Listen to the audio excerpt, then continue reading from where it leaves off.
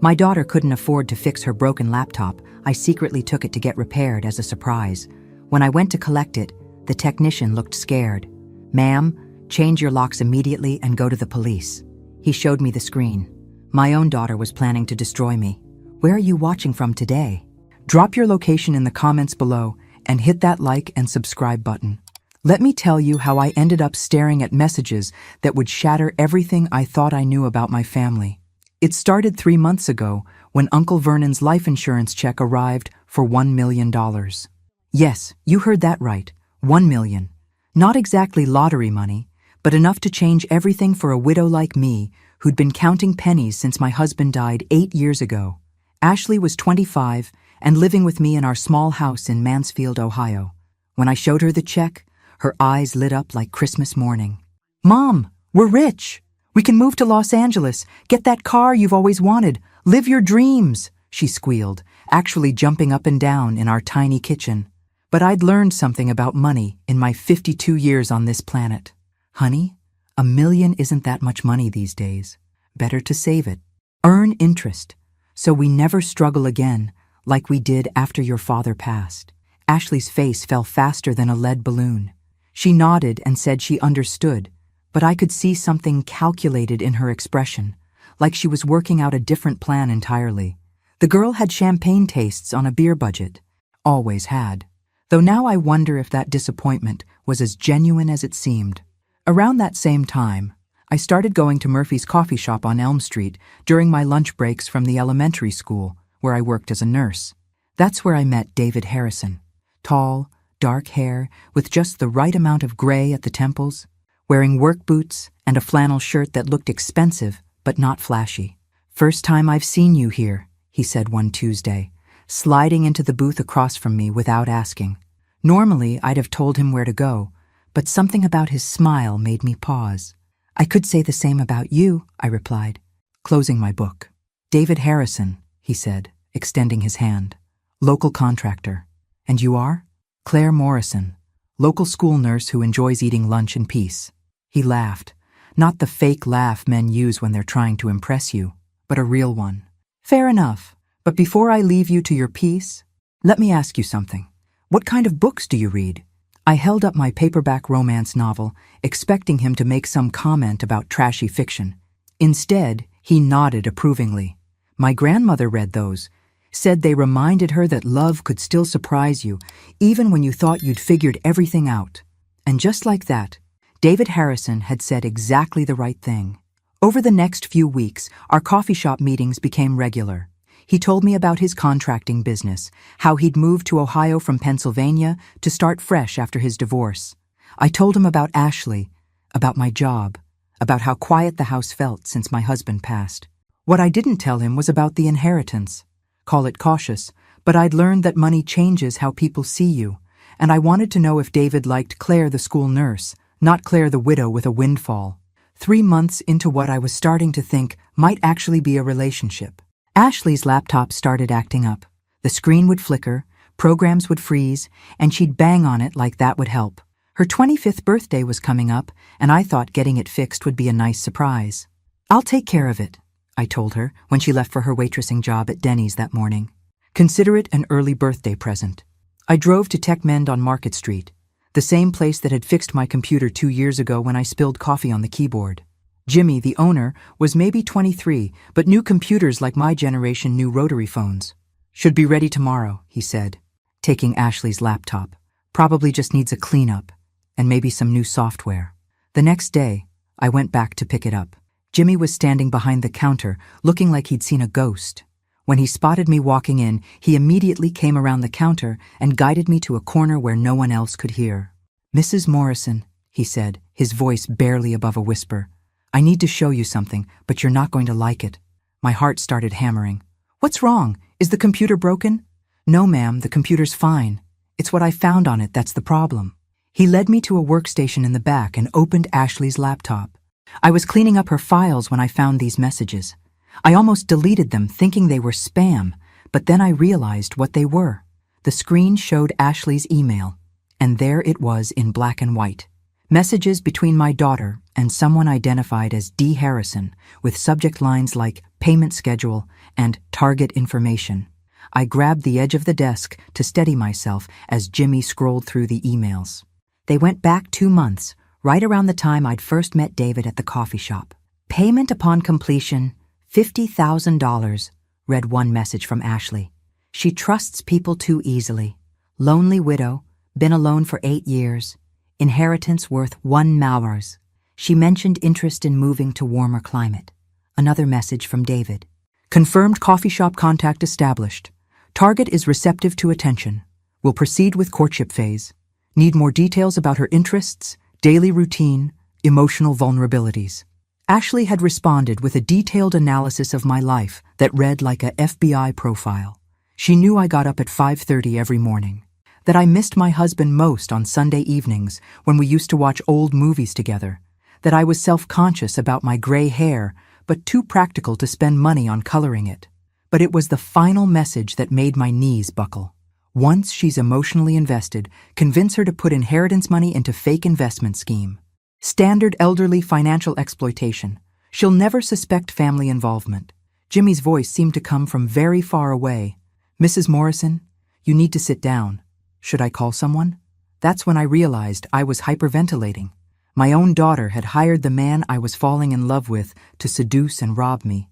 Every meaningful conversation, every gentle touch, every moment I'd thought we were building something real. It had all been choreographed by Ashley for $50,000. But as I sat in that computer repair shop, staring at the evidence of the most complete betrayal I could imagine, something interesting happened. Instead of falling apart, I felt something I hadn't experienced in years. Pure, cold rage. Not the hot anger that makes you do stupid things, but the calculating fury that makes you dangerous. Jimmy, I said, my voice steadier than I felt, I need you to print all of these emails. Every single one. Yes, ma'am? Should I call the police? I looked at the screen one more time, memorizing David's fake concern and Ashley's casual cruelty. Not yet. First, I'm going to give them exactly what they're asking for. But they had no idea what they'd just unleashed. 20 minutes later, I was sitting in my car outside TechMend with 43 pages of printed emails, feeling like I'd discovered my entire life was a lie. Which, I suppose, it was. Ashley, the daughter I'd raised alone after her father died when she was 17. The girl I'd worked double shifts to put through community college. The child who'd cried in my arms when boys broke her heart, who'd called me her best friend just last week. That girl had sold me out for $50,000. I drove home in a daze, the manila envelope of evidence on the passenger seat like a time bomb. Our little house on Maple Street looked exactly the same. Same peeling paint on the shutters. Same flower boxes I'd planted last spring. Same porch where Ashley and I had sat just yesterday planning what to make for dinner. But everything was different now. Ashley wouldn't be home for 3 hours. That gave me time to think, to plan, to figure out how to handle this without completely losing my mind. I made coffee, actual coffee, not the instant stuff I usually drank to save money, and spread the emails across my kitchen table. Reading them in chronological order was like watching a horror movie where you're the victim and you never see it coming. Ashley's first contact with David had been through some kind of online service. Not a dating site, but something much worse. A service that connected con artists with targets. Seeking contractor for elderly financial exploitation, Ashley had written. Target. Recently widowed, inherited $1 million, emotionally vulnerable, trusting nature. Prefer male contractor 40-50, experienced in romance scams. David had responded within hours with what looked like a resume for breaking hearts. 3 previous projects, all successful, all targeting women over 50 who'd recently inherited money.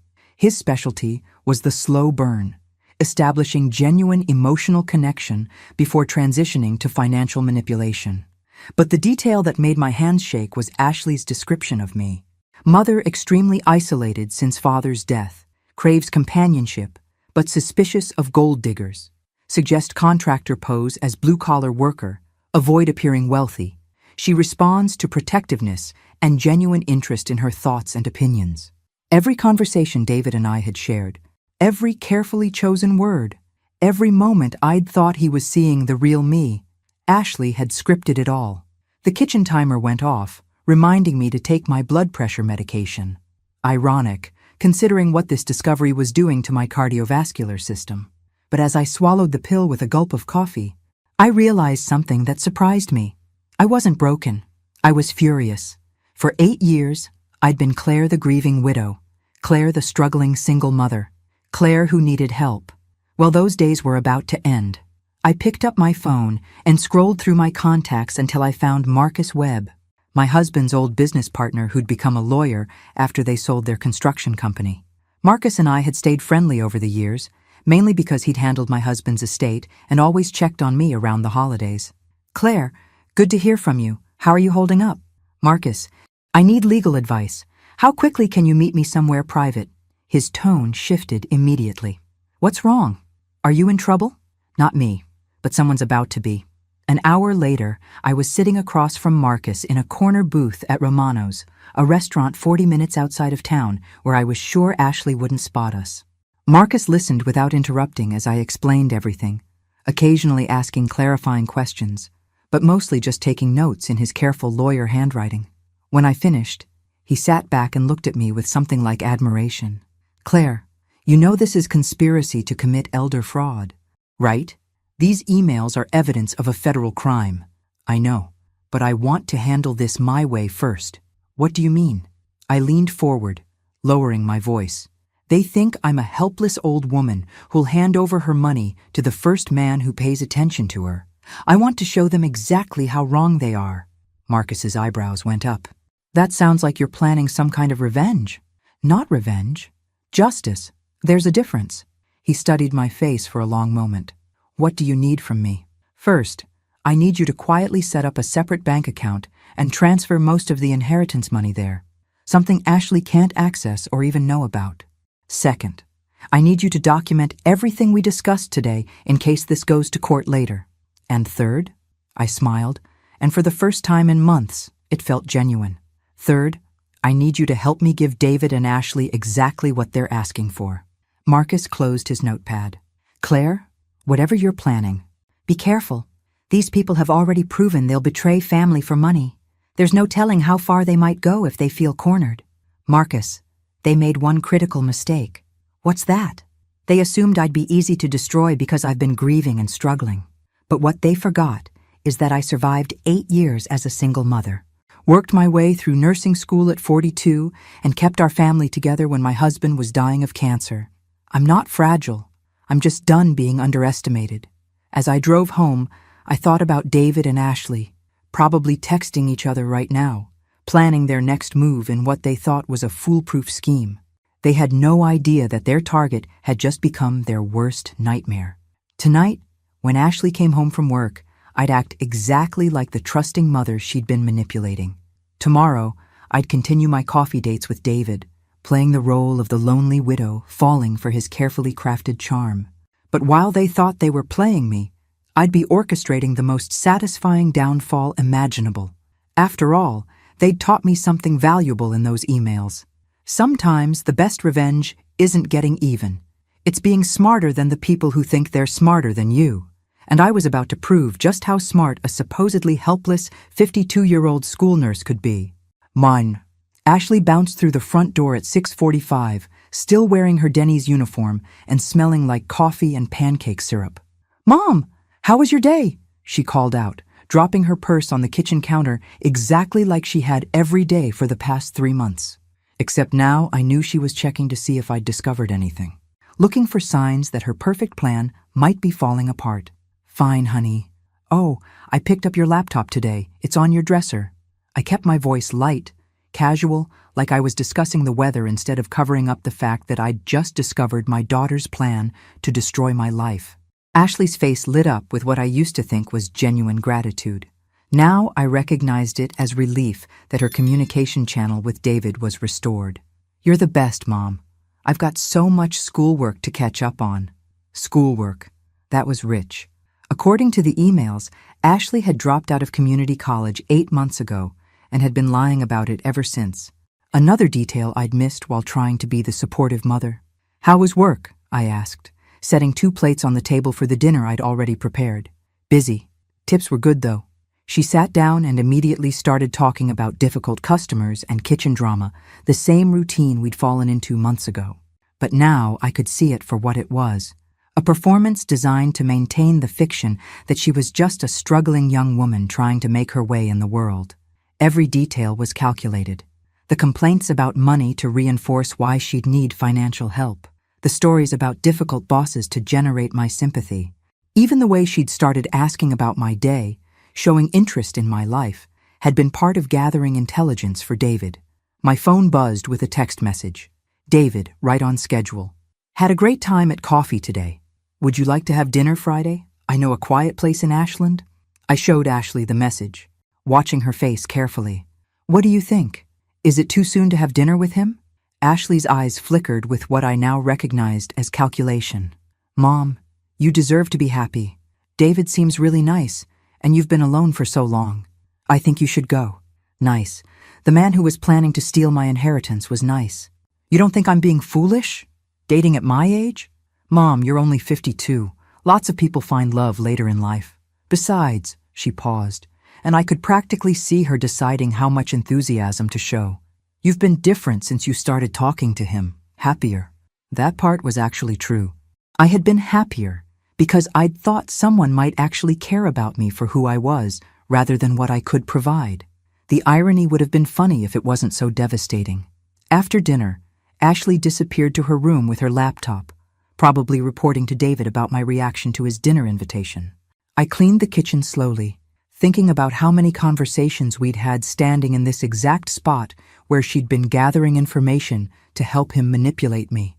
Around 9 p.m., I knocked on her door. Ashley, can we talk for a minute? Sure, Mom. Come in. She was sitting on her bed with the laptop open, probably in the middle of typing another message to David. When I entered, she quickly minimized whatever she'd been working on. I wanted to talk to you about the inheritance money, I said, sitting on the edge of her bed. I've been thinking about what you said about living our dreams. Her attention sharpened immediately. Really? Maybe you were right. Maybe I have been too cautious. I've spent 8 years just surviving, and here I have this opportunity to actually live. Ashley's excitement seemed genuine, which made this conversation even more surreal. What are you thinking? Well, David mentioned that he sometimes invests in real estate projects. Flipping houses, that sort of thing. He said there's good money in it if you know what you're doing. I watched Ashley's face carefully. This was the moment where a loving daughter would express concern about her mother considering a major investment with a man she'd just met. Instead, Ashley lit up like I'd just told her Christmas was coming early. That sounds amazing, Mom. David seems really smart about business stuff. Have you talked to him about it? Not yet. I thought I'd see how dinner goes Friday and maybe bring it up then. But Ashley, if I did something like this, it would be a big risk. What if I lost everything? Ashley reached over and took my hand. Mom, you can't live your whole life being afraid. Sometimes you have to trust people. And I have a really good feeling about David. Of course she did. She was getting $50,000 if he succeeded. You really think I should trust him? I think you should trust yourself. You're a good judge of character. Mom, if David feels right to you, then he probably is. Sitting there listening to my daughter encourage me to trust the man she'd hired to rob me was like living in an alternate universe. But it was also exactly the confirmation I needed. This wasn't a misunderstanding or a mistake. Ashley was actively, enthusiastically participating in my destruction. Thank you, sweetheart. It means a lot to have your support. Always, Mom. I just want you to be happy. As I kissed her goodnight and headed to my own room, I wondered if Ashley had ever loved me at all, or if I'd just been a resource to manage until she could figure out how to access my money. But that was a question for another day. Tonight, I had a dinner date to plan for, and David Harrison was about to discover that the lonely widow he thought he was manipulating had a few surprises of her own. I picked up my phone and typed back, Friday sounds perfect. I'm looking forward to it. Then I added, I have something important I'd like to discuss with you. Because I did. I was going to give David exactly what he was asking for. The question was whether he'd realize it was actually a trap until it was too late. Probably not. After all, according to Ashley's emails, I was just a trusting old woman who was easy to manipulate. They were about to learn exactly how wrong they were. Friday evening, I stood in front of my bedroom mirror, applying lipstick and wondering if this was how undercover agents felt before a dangerous mission. I'd chosen a blue dress that Ashley had always said brought out my eyes, paired with the pearl earrings my husband had given me for our anniversary. I wanted to look like a woman ready to make questionable decisions for love. David arrived exactly on time, wearing a sports jacket over dark jeans and carrying a single white rose. If I hadn't known he was a professional con artist, I might have found the gesture sweet. "You look beautiful." "Claire," he said, offering his arm as we walked to his truck. "Thank you. You clean up pretty well yourself." The restaurant in Ashland was exactly what I'd expected. Dim lighting, quiet corners, the kind of place where a woman might feel special enough to ignore her better judgment. David had clearly done this before. Over appetizers, he asked about my week, listening with the kind of focused attention that had originally attracted me to him. He remembered details from previous conversations, asked follow-up questions about things I'd mentioned casually, made me feel like my thoughts and opinions mattered. It was masterfully done. If I hadn't known it was all an act, I would have been completely charmed. "Ashley mentioned you've been thinking about making some changes in your life," he said as our main courses arrived. I nearly choked on my wine. Of course Ashley had coached him on how to bring up the subject. "Did she?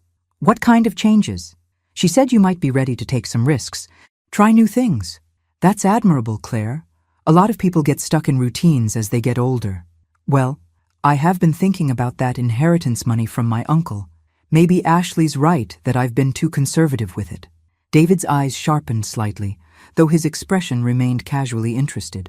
"Inheritance money can be a blessing or a curse, depending on how you handle it." "What do you mean?" "A lot of people either stuff it in savings accounts where inflation eats it up, or they blow it on things that don't create lasting value. The smart move is to make it work for you." Here we go, I thought. "So, time for the sales pitch. I've done pretty well with real estate investments over the years," David continued. "Nothing flashy, just buying properties, fixing them up, selling them for a profit. It's steady money if you know what you're doing." "That sounds complicated." "Not really. The hard part is having enough capital to get started. Most people don't have the liquid cash needed to move quickly when good deals come up." I took a sip of wine and tried to look thoughtful. "How much money are we talking about?" "Depends on the project, but the opportunities I'm looking at right now would need someone with at least, maybe 800,000 in available funds." 800,000. Leaving me with just enough inheritance to feel secure while he and Ashley disappeared with the bulk of it. They'd even calculated how much to leave me so I wouldn't immediately panic about being wiped out. "That's a lot of money, David." "It is. But Claire, can I be honest with you about something?" I nodded, preparing for whatever manipulation tactic came next. "I've been thinking about you a lot lately. About us. I know we haven't known each other long, but there's something here, isn't there? Something real?" If I hadn't read the emails, I might have melted right there in my chair. David was looking at me with such apparent sincerity, such warmth, that it was easy to see how women fell for this act. "I think so," I said softly. "The thing is, I've been burned before. My ex-wife, she wasn't interested in building anything together. She wanted the benefits of my hard work without contributing anything herself. So when I meet someone like you, someone with intelligence and resources of her own, it feels like maybe we could be real partners." Partners. That was the hook. Not just romance, but partnership. A woman my age, after 8 years alone, would be desperate for someone to share decisions with, to feel like part of a team again. Partners how? In everything. Life, maybe business, if the right opportunity came along. "Claire, I don't need your money. I've done fine on my own. But if we were going to build something together," he let the sentence hang there, letting me draw my own conclusions. Brilliant, really. He wasn't asking for anything. He was just planting the idea that combining our resources might be something a couple in love would naturally do. "The property deals you mentioned, would there be room for a partner?" David smiled like I'd just suggested exactly what he'd been hoping for. "Actually, yes. I've been looking at a development project outside Columbus. Buying distressed properties, renovating them, selling them to young families. It's the kind of thing that requires more capital than I have access to, but the profit potential is substantial." "How substantial?" "Conservative estimate? A return of 30 to 40% within 18 months. I tried to look impressed rather than disgusted by his audacity. That sounds almost too good to be true. I know it does. That's why most people miss opportunities like this. They assume anything that profitable must be a scam. The irony was so thick, I could have cut it with my fork. Would you want to show me these properties? I mean, if I was seriously considering something like this? Absolutely. In fact, there's a deadline coming up. The seller needs a commitment by next Friday, or he's moving on to other buyers. Of course there was a deadline. There always was in cons like this. Create urgency so the mark doesn't have time to think or ask too many questions. Next Friday? That's awfully fast. David reached across the table and covered my hand with his. Claire, I understand if you need more time. This is a big decision, and I don't want you to feel pressured. But I also don't want you to miss out on something that could change your life. Our life, he probably meant to say. After all, we were partners now. Let me think about it over the weekend, I said. Maybe we could drive out and look at the properties Monday? Perfect. I think you're going to be excited when you see the potential. As David drove me home, chattering about renovation costs and market trends, I thought about how Ashley was probably sitting in her room right now, updating him via text about my mood and reactions. Maybe even giving him real-time coaching on what to say next. When we pulled into my driveway, David walked me to the door like a perfect gentleman. I had a wonderful time tonight, Claire. So did I. He leaned in for what I assumed would be a goodnight kiss, and for a split second, I almost pulled away. But then I remembered that I was still playing the role of the unsuspecting widow, so I let it happen. It was a good kiss, I had to admit. David certainly knew what he was doing. I'll call you tomorrow, he said. Maybe we can start looking at some preliminary numbers for the investment. I'd like that. As I watched him drive away, I wondered how many other women had stood in their doorways feeling like they'd just met their future, not realizing they'd actually just met their destroyer. But David and Ashley had made one crucial miscalculation. They assumed that being lonely and trusting made me stupid. Monday, when we drove out to look at those properties, they were going to discover just how wrong they were, because I had a few surprises planned that weren't in any of Ashley's coaching emails. Saturday morning, I woke up to the smell of bacon and coffee. Ashley was making breakfast, humming while she cooked, looking happier than I'd seen her in months. "Morning, Mom. How was your date?" "Wonderful," I said, accepting the plate she handed me. "David's really something special. I can tell. You're practically glowing." If only she knew what I was really glowing about. It wasn't romance, it was the anticipation of justice. "Ashley, can I ask you something?" "Of course. Do you think I'm being smart about this?" "Dating David, I mean. Sometimes I worry that I'm just lonely and making bad decisions because of it." Ashley sat down across from me with her own plate, looking every inch the concerned daughter. "Mom, you're one of the smartest people I know. You raised me alone, worked your way through nursing school, kept our family together when Dad was sick. Why would you suddenly become stupid about men?" "Because my own daughter taught me to be," I thought, but didn't say. "I just don't want to be one of those women who gets taken advantage of by some smooth-talking man." David doesn't seem like that kind of guy at all. He's got his own business, his own money.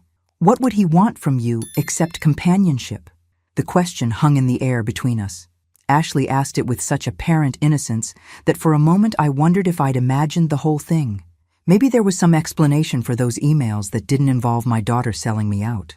Then I remembered the details, the way David knew exactly which topics would interest me, how he'd mentioned specific things about my routine that I'd never told him, the careful way he'd brought up the investment opportunity, making it seem like it was my idea. "You're probably right," I said. "I'm overthinking things. You deserve to be happy. Mom, after everything you've been through, you deserve someone who treats you well." After breakfast, Ashley disappeared to study at the library, which I now knew meant meeting David to coordinate their next move. That gave me the perfect opportunity to drive to Marcus's office and update him on last night's dinner. "So he's going for the classic romance scam," Marcus said after I'd filled him in. "Establish emotional connection, introduce investment opportunity, create urgency. The timeline is accelerating. He wants an answer by next Friday. That's sooner than I expected. Are you sure you want to go through with this? We have enough evidence to involve law enforcement right now." I'd been thinking about that all morning. Marcus, if we call the police now, what happens? Best case scenario? David gets arrested for attempted fraud. Ashley probably faces charges as an accomplice. Probably? The evidence is strong but not ironclad.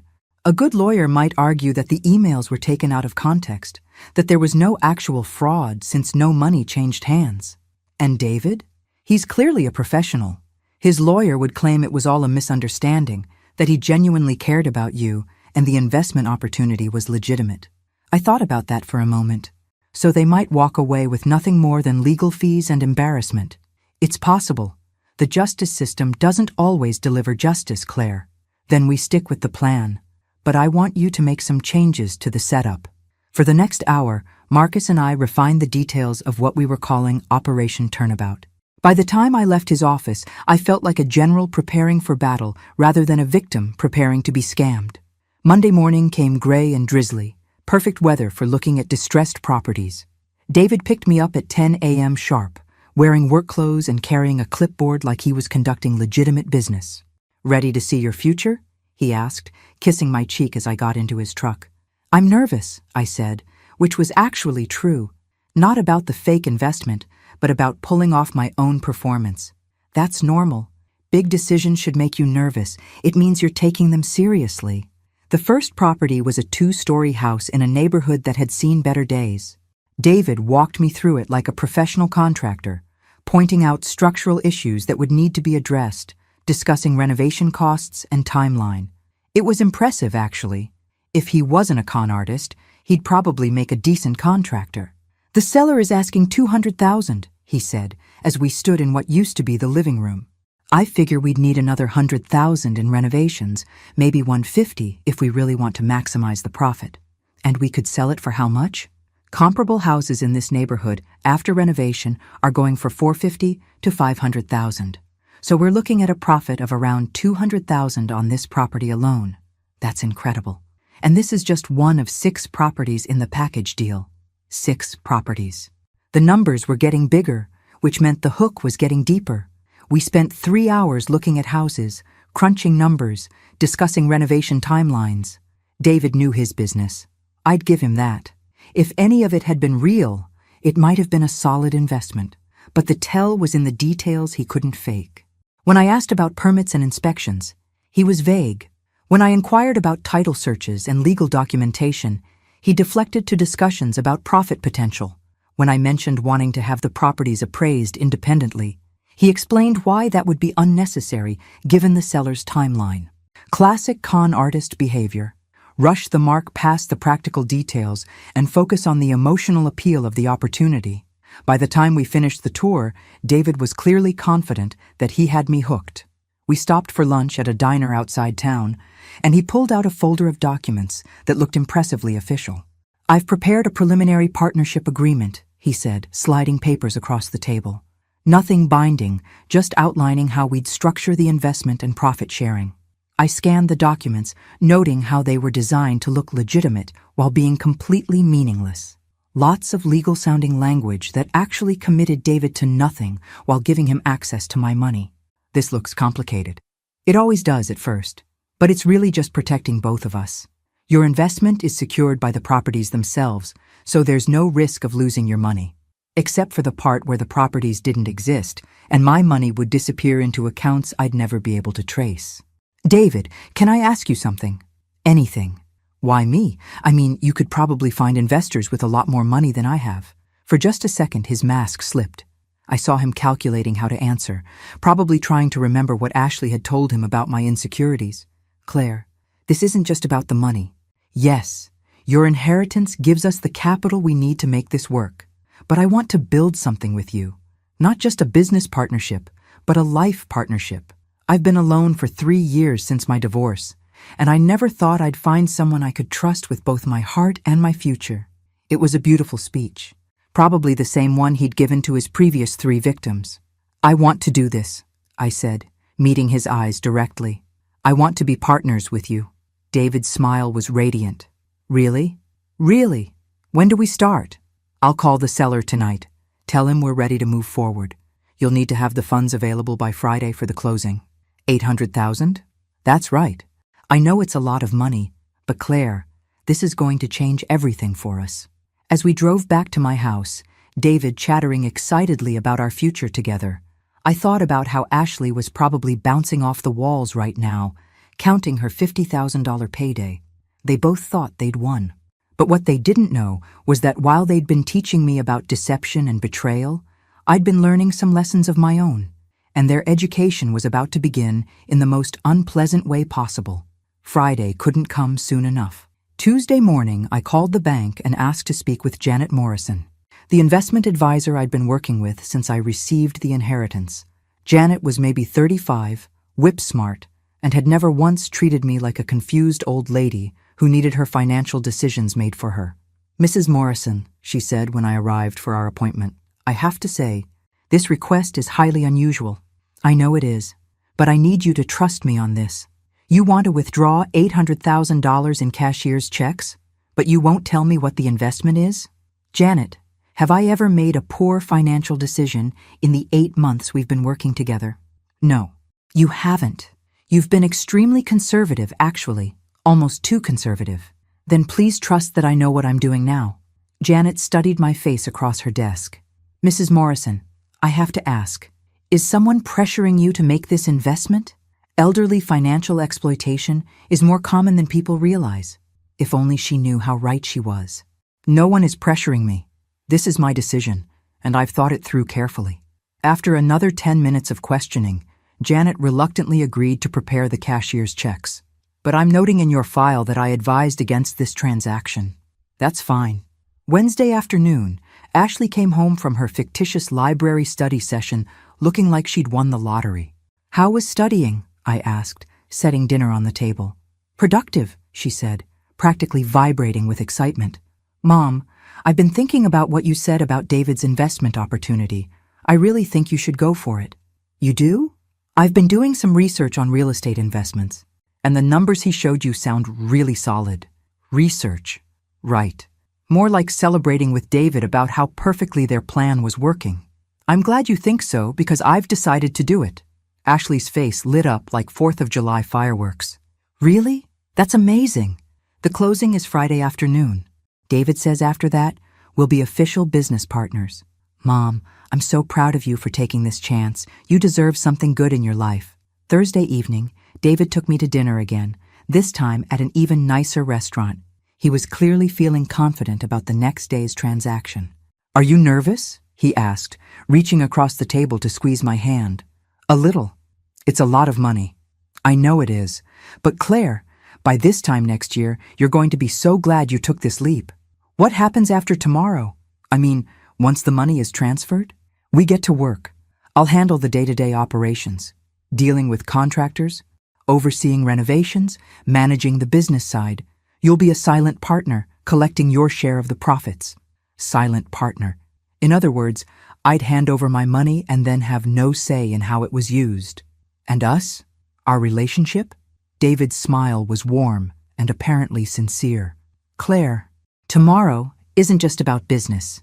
It's about committing to building a future together. Once we're partners in this investment, I want to start planning the rest of our lives too." "What do you mean?"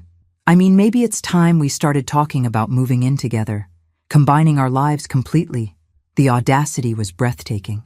He was planning to take my money and then move into my house so he could have complete access to whatever was left.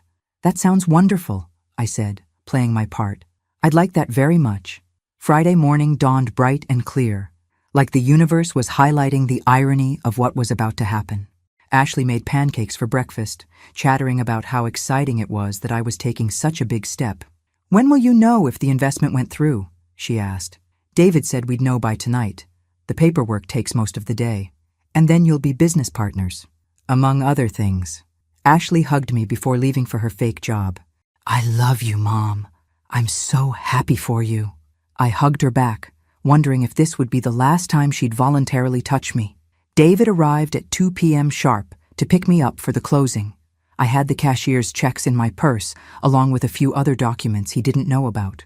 "Ready to change our lives?" he asked, kissing me hello. I've never been more ready for anything. The closing was at a title company 40 minutes away, in a part of town I wasn't familiar with.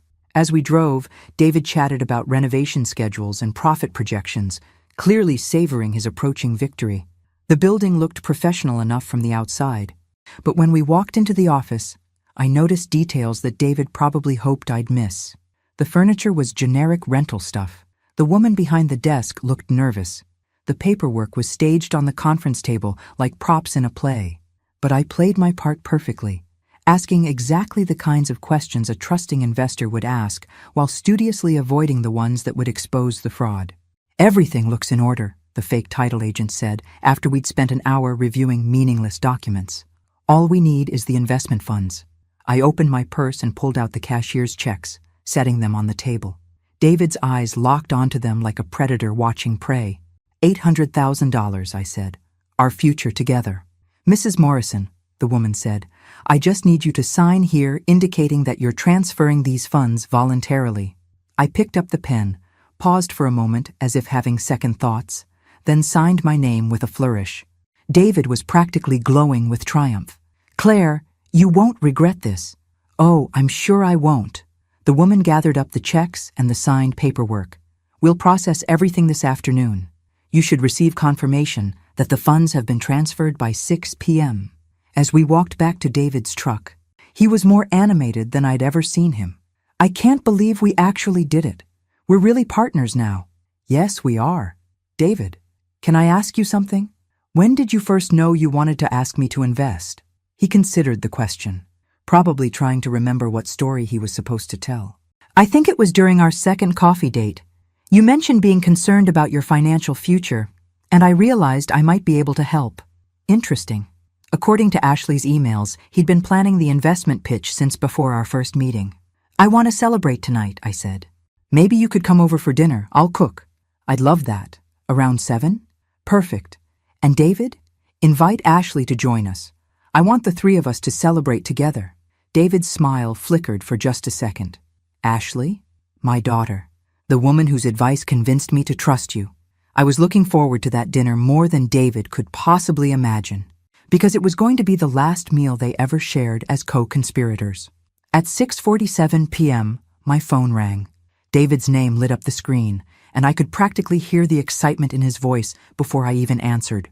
"Claire, the transfer went through perfectly. We're officially partners." "That's wonderful news," I said, stirring the sauce for the pasta dinner I'd prepared. "I can't wait to celebrate. I'm bringing champagne. We've got a lot to toast tonight." Yes, we certainly did. Ashley arrived home at 6:55, still wearing her Denny's uniform, but moving with barely contained energy. She hugged me tighter than usual, and I wondered if it was guilt or excitement driving the extra affection. "How did everything go today?" she asked. "Perfectly.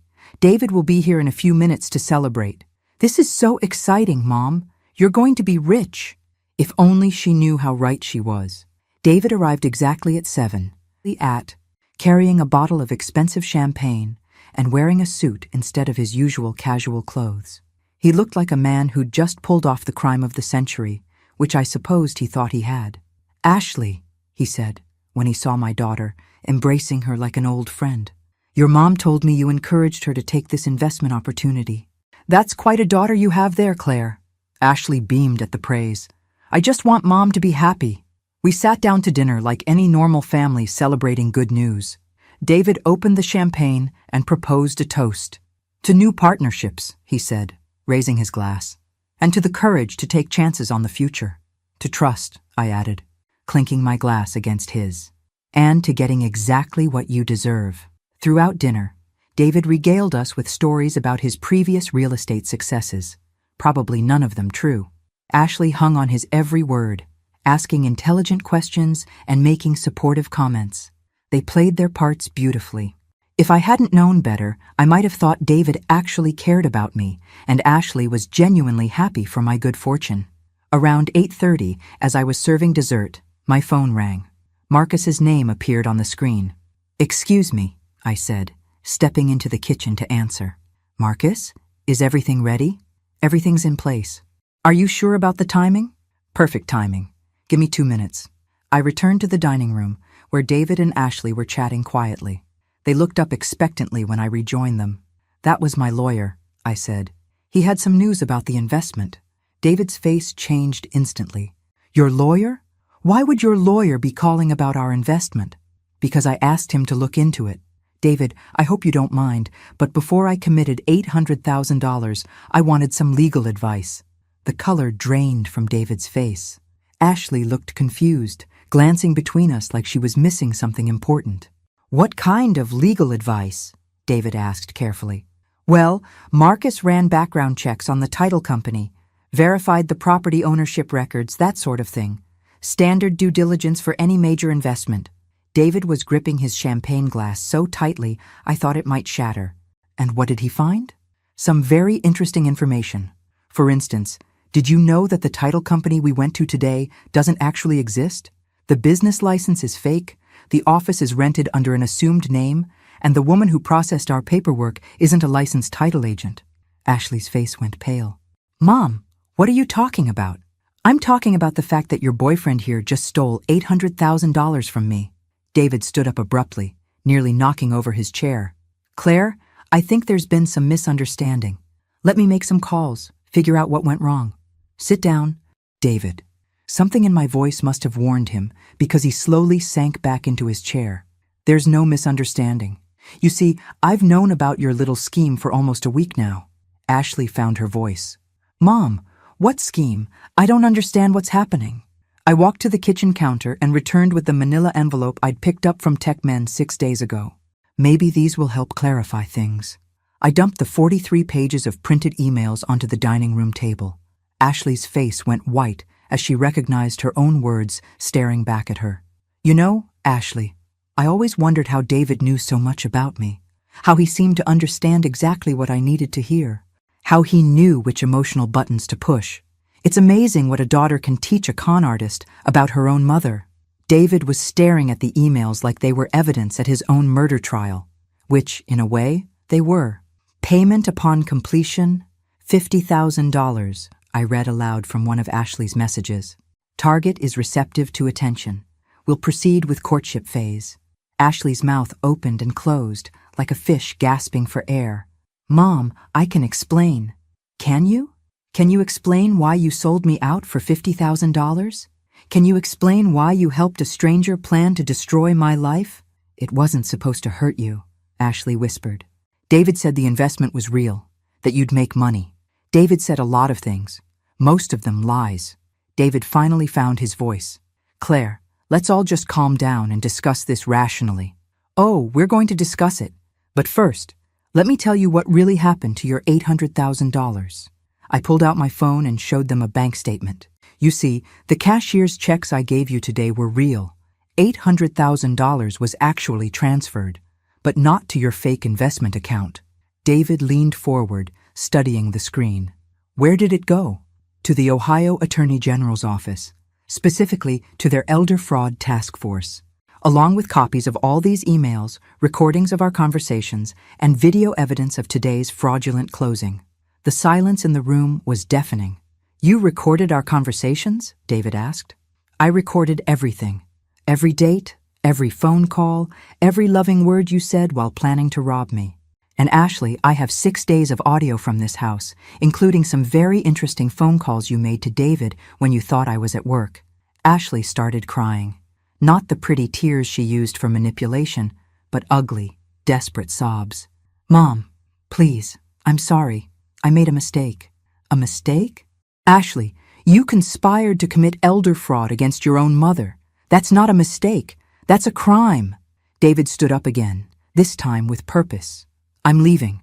No, you're not. As if on cue, there was a loud knock at the front door. Through the window, we could see the unmistakable silhouette of police officers. You see, David, I didn't just give the evidence to the Attorney General. I also provided it to local law enforcement. They've been watching this house for the past hour, waiting for my signal. David sank back into his chair, finally understanding that he'd been completely outmaneuvered. The signal being our lovely dinner celebration, I continued, because I wanted both of you to understand exactly what you'd done before you faced the consequences. Ashley was sobbing harder now. Mom, I'm your daughter. You can't do this to me. I looked at her across the table. This young woman I'd raised and loved and sacrificed for, who'd repaid me by selling me to a predator. You stopped being my daughter the moment you decided I was worth $50,000. The knocking at the door became more insistent. Now, if you'll excuse me, I need to let the officers in. They have some questions for both of you. As I walked toward the front door, I heard David whisper to Ashley, "You said she was easy to manipulate." "I thought she was," Ashley whispered back. I paused at the door, looking back at them one last time. "The thing about underestimating people," I said, "is that eventually they'll surprise you." Then I opened the door and watched justice walk into my home. Detective Sarah Martinez was exactly what I'd hoped for when I'd requested a female investigator. Professional, thorough, and completely unsympathetic to sob stories from pretty criminals. "Mrs. Morrison," she said as two other officers read David and Ashley their rights, "we'll need you to come to the station to give a formal statement." "Of course. Should I follow you there?" "Actually, we'd prefer if you rode with us. This is now an active crime scene, and we'll need to process it." I gathered my purse and the spare copies of evidence I'd prepared, watching as David and Ashley were led to separate police cars. Ashley turned back to look at me one last time, her face streaked with tears and mascara. "Mom, please don't do this. I'm sorry." I met her gaze steadily. "I'm sorry too, Ashley. Sorry that I raised a daughter who thought love was for sale." At the police station, I spent 3 hours walking Detective Martinez through the entire timeline, from the moment I discovered the emails to tonight's dinner confession. She recorded everything, occasionally asking clarifying questions, but mostly just listening with the focused attention of someone building an airtight case. "Mrs. Morrison, I have to say, this is one of the most thorough evidence packages I've ever seen. You documented everything.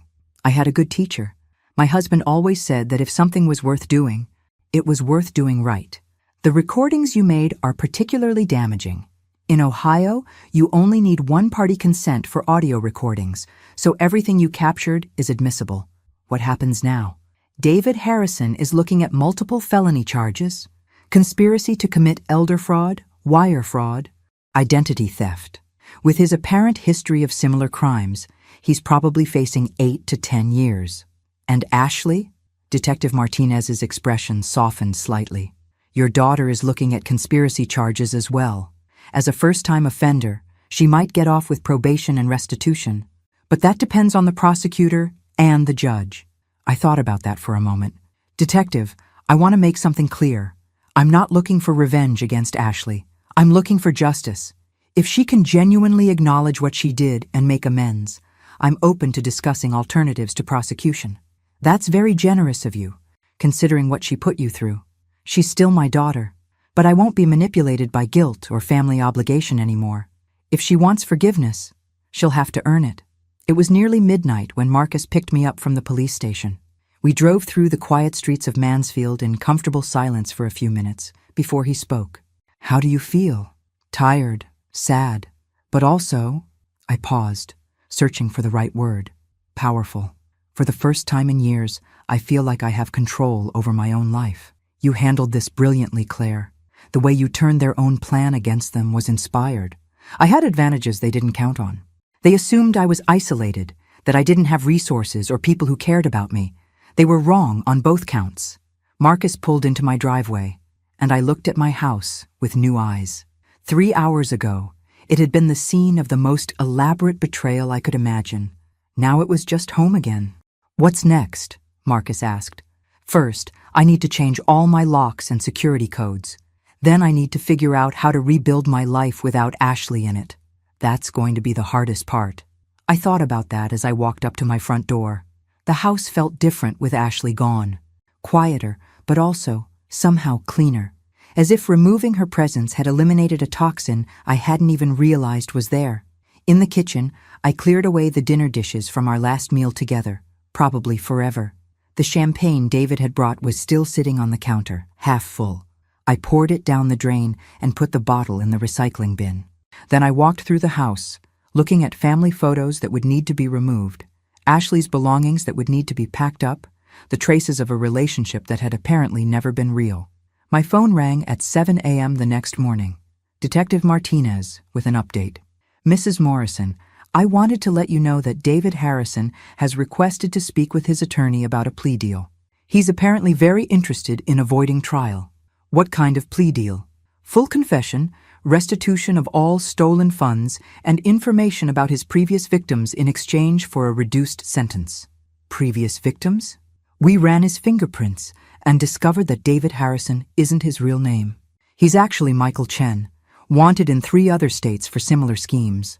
Your case might help us close several outstanding investigations. I thought about those other women, other families destroyed by Michael's lies. What about the money? Can it be recovered? That's the interesting part. The account where your funds were transferred? It was actually controlled by the Attorney General's office. We've been tracking this type of fraud for months, and your cooperation allowed us to set up a sting operation. So the $800,000 is completely safe. In fact, it's earned about $300 in interest while sitting in the state account. I started laughing, which probably sounded a little hysterical. So, I actually made money on this investment? In a manner of speaking, yes. After hanging up, I sat in my kitchen drinking coffee and thinking about the irony. David's plan had been to steal my inheritance and disappear. Instead, he'd walked straight into a trap that would send him to prison and help law enforcement catch other predators like him. Sometimes justice had a sense of humor. My doorbell rang around noon. Through the window, I could see a young woman I didn't recognize, well-dressed and carrying a briefcase. Mrs. Morrison, I'm Jennifer Walsh, Ashley's court-appointed attorney. I was hoping we could talk. I invited her in, curious about what Ashley's legal strategy might be. Mrs. Morrison, Ashley asked me to convey her apologies for everything that happened. She wants you to know that she never meant for things to go as far as they did. How far did she mean for them to go? Jennifer looked uncomfortable. She claims she thought the investment opportunity was legitimate, that she was just introducing you to someone who could help you make money. Ms. Walsh, I have recordings of Ashley coaching David on my emotional vulnerabilities, my daily routine, and the specific phrases that would manipulate me most effectively. Those aren't the actions of someone who thought she was helping. I understand your anger. It's not anger anymore. It's clarity. For 25 years, I prioritized Ashley's needs over my own. I sacrificed my education, my career opportunities, my social life to be the mother I thought she needed. This is how she repaid me. Jennifer opened her briefcase and pulled out a document. Ashley has written you a letter. She asked me to give it to you personally. I took the letter but didn't open it. What does she want? She's hoping you'll consider allowing her to plead to a misdemeanor with community service instead of the felony charges. She's also asking if you'd be willing to testify as a character witness. I looked at Jennifer for a long moment. Ms. Walsh, your client helped a career criminal plan to destroy her own mother's life for money. What character exactly would I be witnessing to? She's very young, and she made a terrible mistake. She's 25 years old. That's old enough to understand the difference between right and wrong. After Jennifer left, I sat on my couch holding Ashley's unopened letter. Part of me wanted to read it, to see if she'd finally found the honesty that had been missing from our relationship for months. But another part of me knew that anything Ashley wrote now would be designed to manipulate my emotions and save herself from consequences. I'd already fallen for that trick once. Instead, I put the letter in my desk drawer, unopened. Maybe someday I'd be ready to hear Ashley's excuses and justifications, but not today. Today, I had a life to rebuild, and for the first time in years, I was going to build it entirely on my own terms. 2 weeks after Ashley's arrest, I received a call that changed everything I thought I knew about this story. Mrs. Morrison, this is Detective Robert Thompson with the FBI's Financial Crimes Division. I need to speak with you about your daughter and Michael Chen, also known as David Harrison. The FBI? Yes, ma'am. What happened to you is part of a much larger investigation. Can we meet today? An hour later, I was sitting across from Detective Thompson in a coffee shop, the same coffee shop where I'd first met David. The irony wasn't lost on me. Mrs. Morrison, how much did you know about Ashley's financial situation before this incident? I knew she was struggling. Working at Denny's, taking community college classes. Why? Detective Thompson opened a folder thick with documents. Ashley wasn't taking classes. She dropped out 8 months ago, and her financial situation wasn't struggling. It was desperate. He slid a bank statement across the table. Gambling debts.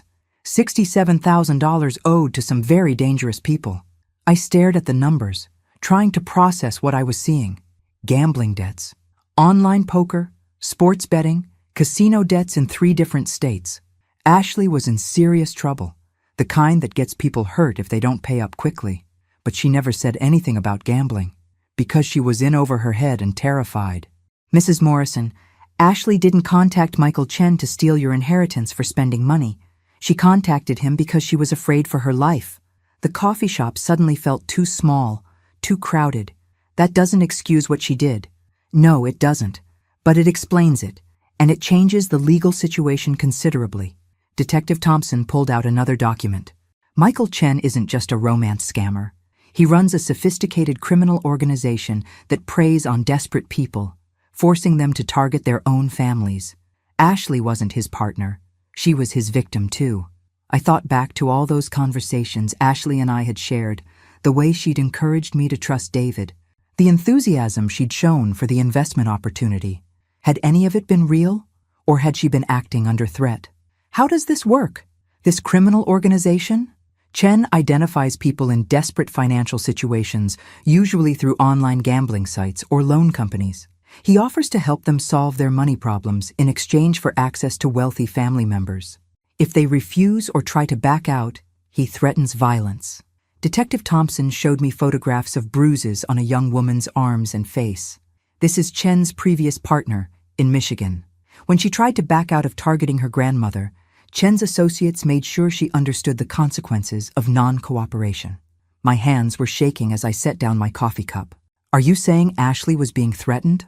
We found text messages on her phone, Mrs. Morrison. Chen had photos of Ashley entering and leaving the house, your work schedule, even pictures of you at the grocery store. He made it clear that if she didn't cooperate, both of you would be hurt. The world seemed to shift around me. Everything I thought I understood about Ashley's betrayal was suddenly more complicated. Why didn't she tell me? Why didn't she ask for help? Because Chen is very good at psychological manipulation. He convinced Ashley that you'd be safer if you didn't know, that the plan would work without anyone getting hurt, and that if she involved you or law enforcement, he'd disappear and send someone else to collect her debt through violence. I thought about Ashley's behavior over the past few months. Details I'd attributed to guilt about the conspiracy. The way she jumped whenever her phone rang. How she'd started checking the locks on doors and windows obsessively. The dark circles under her eyes that I'd assumed were from staying up late studying. So when I discovered the emails, Ashley panicked. She knew that if the plan fell apart, Chen would blame her. That's why she was so upset when you showed her the evidence. Not because she was caught, but because she knew what Chen would do to both of you if he thought she'd betrayed him. Detective Thompson leaned forward.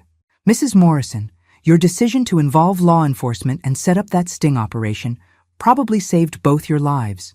Chen was planning to disappear with your money, but he was also planning to eliminate the witnesses who could identify him. The coffee in my stomach turned to acid. He was going to kill us? Chen's organization has been linked to 3 unsolved murders in other states, all family members of people who'd been coerced into targeting their relatives. We think he considers loose ends to be unacceptable risks. I sat in stunned silence, trying to reconcile this new information with everything I thought I knew about the past month. Where does this leave Ashley legally? That depends partly on you. The prosecutor is willing to consider a plea agreement that takes into account her coercion, but only if you're willing to support it. What kind of plea agreement? Testimony against Chen and his organization in exchange for probation and mandatory counseling for gambling addiction. She'd also be required to make financial restitution for any money you lost. Though obviously, that's not an issue in this case. I thought about Ashley sitting in a jail cell right now, probably terrified about what would happen to her, maybe even worried about my safety. All this time, I'd assumed she was just a greedy young woman who'd betrayed me for money. But if she'd been trapped by gambling debts and threatened with violence, can I see her? That can be arranged. But Mrs. Morrison, I need you to understand something. Even if Ashley was coerced, she still made choices that put you in danger. Whatever you decide about forgiveness or legal consequences, make sure you're protecting yourself first. That evening, I drove to the county jail for my first visit with Ashley since her arrest. She looked terrible, pale, thin, with the kind of exhaustion that comes from weeks of fear and guilt. "Mom," she said through the glass partition, her voice barely audible through the phone. "I'm so sorry. I'm so sorry about everything. Ashley, I know about the gambling debts. I know about Michael Chen's threats." Her face crumpled. "I wanted to tell you, but he said he'd hurt you if I did. He had pictures of you, Mom. He knew where you worked, what time you got home. He said if I didn't help him, he'd find another way to get to you, and it wouldn't be as gentle. Why didn't you just ask me for help with the debts? $67,000? Mom, that's more money than we've ever had, and it would have ruined everything. Your inheritance, your future, your opinion of me. I thought if I could just help Chen get some of the money, pay off the debt, then everything would go back to normal and you'd never have to know." I looked at my daughter through the reinforced glass and saw not the calculating criminal I'd imagined, but a terrified young woman who'd made terrible choices while trying to protect the people she loved. "Ashley, what you did was still wrong. Even if you were threatened, you put me in danger. I know, and I'll spend the rest of my life trying to make up for it. The FBI says Chen was planning to kill us both after taking the money." Ashley's face went white. "He said no one would get hurt. He promised. Criminals lie, Ashley. That's what makes them criminals." We sat in silence for a moment, both of us probably thinking about how close we'd come to a very different ending to this story. "What happens now?" Ashley asked. "Now you're going to testify against Chen and help the FBI stop him from doing this to other families. And you're going to get help for your gambling addiction. And us? Is there still an us?" I looked at my daughter, weighing everything I'd learned against everything I'd lost. "I don't know yet, Ashley, but we're both alive, and that's more than we would have been if I hadn't discovered those emails." For the first time in weeks, Ashley smiled. It wasn't much, but it was a start. 6 months later, I stood in a federal courthouse watching Michael Chen get sentenced to 25 years in prison. Ashley sat beside me, thinner but healthier, her hand trembling slightly as the judge read the verdict. "The defendant systematically targeted vulnerable individuals and their families," Judge Williams said, looking directly at Chen. "This organization destroyed lives, stole life savings, and in some cases, committed murder to cover their tracks. The sentence reflects the gravity of these crimes and the need to protect society from individuals who prey on families in crisis." Chen showed no emotion as he was led away in handcuffs. But I felt something I hadn't experienced in months: complete closure. After the sentencing, Ashley and I walked out of the courthouse together. The FBI investigation had uncovered 12 other families victimized by Chen's organization, with financial losses totaling over $4 million. Ashley's testimony had been crucial in securing convictions against Chen and 6 of his associates. "Mom," Ashley said as we reached my car, "can I ask you something?" "Of course. Do you think you'll ever be able to forgive me? Really forgive me, not just legally but personally?" I'd been thinking about that question for months, ever since I'd learned the full scope of what had happened to us. "Ashley, I forgave you the day I learned about the threats against our lives. What you did was wrong, but you were trapped in an impossible situation by a professional criminal. But I still betrayed your trust. Yes, you did, and it's going to take time to rebuild that trust. But we have time now, which we wouldn't have had if Chen's plan had succeeded." Ashley nodded, tears starting to form in her eyes. "I've been going to Gamblers Anonymous meetings 3 times a week, and I'm starting community college again in the fall, for real this time." "That's good. How are you paying for it?" "I got a job at the insurance company downtown. Data entry, nothing glamorous, but it's honest work and the pay is decent." We drove home in comfortable silence, something that had taken months to achieve. The house felt different now, lighter somehow.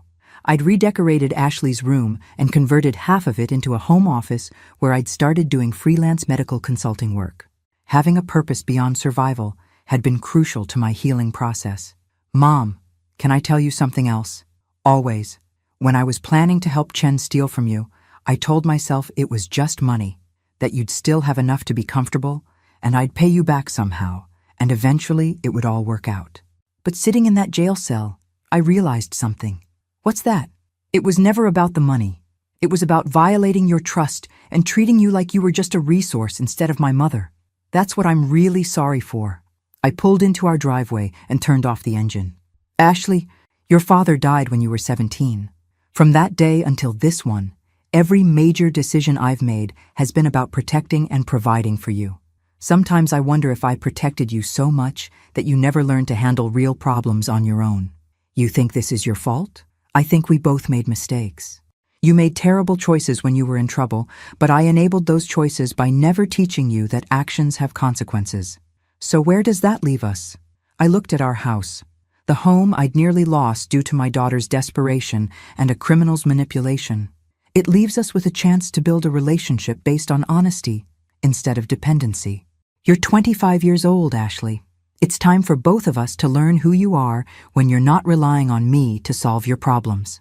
That evening, we cooked dinner together for the first time since her arrest. Not the elaborate celebration meal from 6 months ago, but simple comfort food shared by two women who'd survived something terrible together. I saw Marcus at the courthouse, Ashley said as we cleaned up afterward. He said, "You're thinking about traveling?" I am. I've never been anywhere except Ohio and the surrounding states.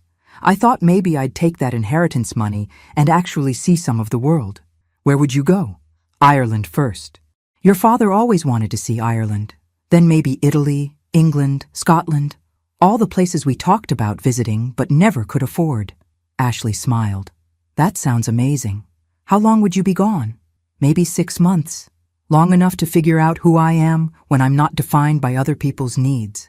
And when you come back? I thought about that question. When I come back, we'll see where we both are. Maybe we'll both be ready for a different kind of relationship. 3 months later, I boarded a plane to Dublin with 2 suitcases and a sense of adventure I hadn't felt in decades. Ashley drove me to the airport, no longer the scared young woman who'd made desperate choices, but someone who was learning to face her problems head on. Take care of yourself, I told her as we hugged goodbye. Take care of yourself too, Mom. You deserve this. As the plane lifted off, I looked down at Ohio getting smaller below me and thought about everything that had led to this moment. Ashley's betrayal had nearly destroyed me, but it had also forced me to discover strengths I didn't know I possessed. I'd learned to trust my instincts instead of ignoring red flags for the sake of politeness. I'd learned that family relationships require mutual respect, not just unconditional love. Most importantly, I'd learned that at 52, my life was far from over. 6 hours later, I was standing in the Dublin airport, surrounded by accents I'd only heard in movies, holding a map of a city I'd never seen, completely on my own, for the first time in 30 years. It was terrifying and exhilarating and exactly what I needed. My phone buzzed with a text from Ashley. "Safe travels, Mom. Thank you for teaching me that it's never too late to start over." I smiled and put the phone away. She was right about starting over, but she'd gotten one thing wrong. I wasn't starting over. I was finally starting to live, and that was worth more than any inheritance could ever be. If to the end, sometimes the best revenge isn't getting even. It's becoming everything your enemies never thought you could be. Sometimes the greatest betrayal leads to the greatest liberation. And sometimes the people who try to destroy you end up giving you exactly what you need